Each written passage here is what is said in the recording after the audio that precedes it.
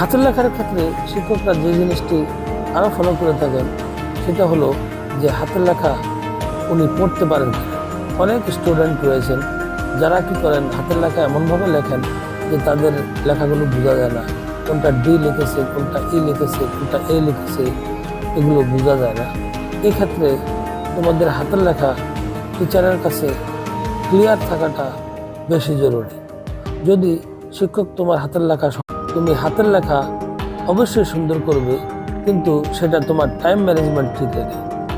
তুমি 3 ঘন্টা পরীক্ষা দিবে, 3 ঘন্টায় কোন প্রশ্নের জন্য কতটুকু টাইম বরাদ্দ থাকবে, সেই টাইমকে তুমি ব্যালেন্স করে তুমি পরীক্ষায় লিখবে।